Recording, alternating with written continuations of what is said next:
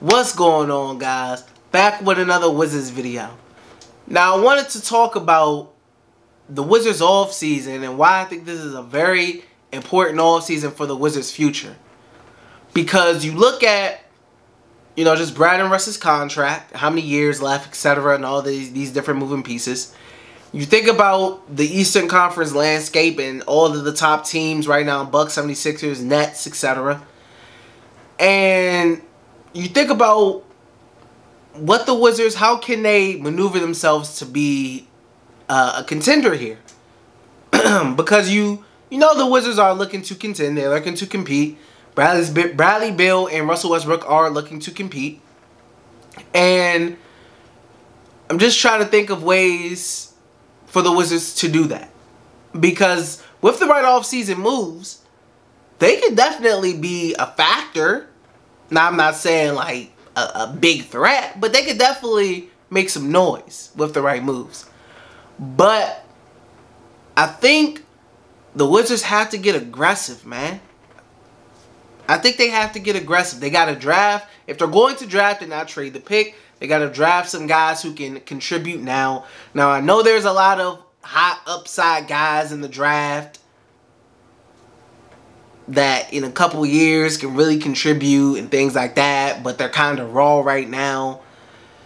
For what the Wizards are trying to do, I just don't understand why you would go that path. Why wouldn't you go with somebody who can contribute now? Maybe they're a good shooter.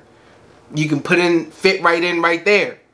Get some more spacing on the team. Get some more three-point shooting on the team. Somebody who's ready to contribute right now. Or you can get aggressive and trade the pick. Try to bring somebody in who's a vet, who can help, who can start, and help try to push this team to where they're trying to go. Because if you just sit back and you draft a high upside kid like Zaire from Stanford, you draft a high upside kid and you sign some decent free agents, some middle of the pack free agents, and you look at the Wizards roster, and yes, having a new coach is big, but you look at the Wizards roster and you are still kind of like, in comparison to all the other teams, top teams in the East, where the Wizards would like to be, you would look at the roster still and be like, I mean, it's okay. So, in order for me to really get a good grasp of where this Wizards team is going for the future and whether they should, look towards a rebuild or really try to get somewhere in this conference, I got to see this off season. I got to see what they do. Because if it's a conservative off season, like it's not really, any big moves made. It's just relatively like small, hey, one-year deal to, lower end guys, etc. And you're kind of just bringing in another middle of the pack team, middle of the pack roster, laid back free agency, laid back draft, no aggressive moves. I don't know how they can compete. I don't know how they can legitimately compete. I think they have to get aggressive. And in my opinion, the Wizards, just their front office, and with Ted and just the history, the Wizards aren't that aggressive of a team. They'll trade, Ernie would trade some first-round picks to bring a guy in or whatnot, but that would be it. The Wizards aren't known for being an aggressive franchise or making noise. They're relatively laid back and conservative, and that's about it. But if you want to win, if you want to compete, I don't know, they got to get active. They got to get real active. And it's tough because cap space is a thing. It's not like baseball where they can just fling money at people. Cap is a thing. So the Wizards don't have that great of cap space right now.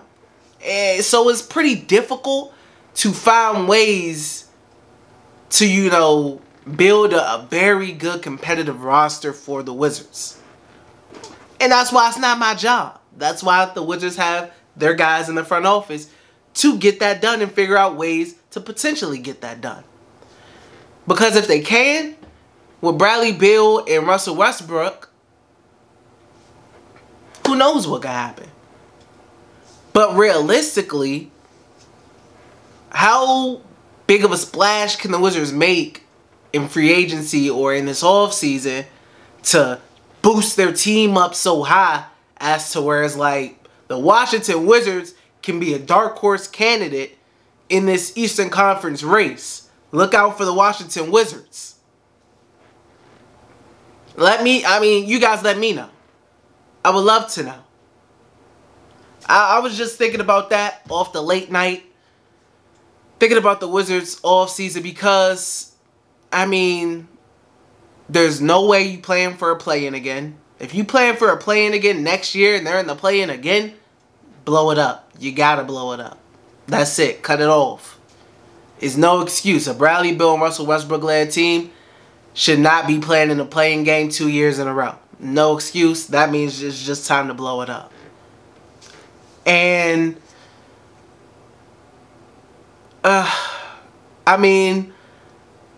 because if you go conservative and you just have a very bland offseason, the road to competing and building a competitive roster just gets tougher and tougher as the years go on and on and on. Bradley Beal, free agency and deal and stuff gets closer. Russell Westbrook gets a year older. Another year passes in his contract as well. And who knows? So I think this is a really, really big offseason for the Wizards this year. And it's not like they got a bunch of stuff to work with. It's not like they got a bunch of trade assets that they're willing to give up. Or a bunch of cap space where they can splurge money on some free agent names. Or some trade candidate names. It's tough. It's tough to find a realistic path to contending for the Wizards. It really is. But I want to know what you guys think. If you guys want to support, you guys already know what to do. So that's pretty much all I got. If you guys feel like you got a plan, let me know. If you guys kind of feel similar to how I'm feeling, let me know. Are you guys looking at it like glass half full, or are you looking at it glass half empty? I don't know. Let me know. So that's all I got for you guys, and I will see you guys next time. Peace.